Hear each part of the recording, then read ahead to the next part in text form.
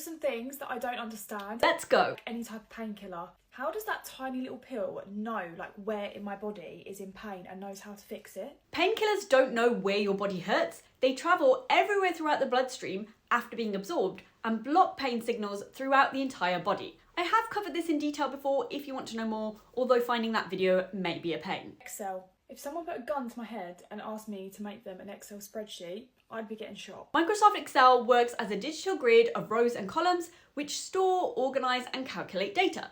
Each box in the grid is called a cell and it's identified by a column letter and row number, for example A1 or B4. These can hold text, numbers or mathematical formulas and automatically process that information. And it is fairly easy to learn and set up at a basic level, but as with anything, it requires time and effort in order to excel at it. But of course, it's easier if you have strong values. When you actually deep it, the technology that we have is actually crazy. Like, how did they come up with that? I agree completely. These end products are amazing, but it is worth remembering that like a bridge built over a river, what you're seeing is the end product after many years of refining and tweaking, rather than all of the support and structures and mechanisms that have gone into producing that end product. How did anyone get anywhere before like sat-navs were a thing? Like, you were driving on your own and you just had to keep checking like a physical map to see where you were going. Like, surely that was a major danger hazard. Imagine like pulling up on the side of the road as well and like quickly checking the map. Yes, we used maps and I was there. GPS technology existed when I was a kid, but my parents didn't want to use it, so we navigated using this massive atlas.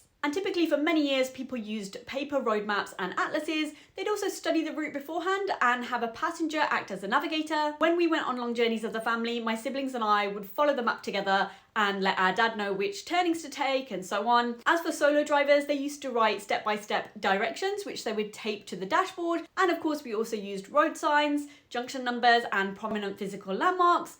I do remember getting lost a lot and having to stop at petrol stations to ask people for directions. And yes, navigating was significantly more dangerous before sat-nav. I know from experience using a large atlas was somewhat chaotic and drivers would often miss key exits or make sudden erratic lane changes or pull over because they had to stop and check the directions. Also, getting lost in remote areas without GPS meant that drivers couldn't easily call for help, and emergency responders didn't have a way to track the real-time location that sat-navs now provide to get to crash sites quickly. So this technology is something to be thankful for, because without sat-nav, we'd be lost. Great questions, keep asking questions and never stop learning.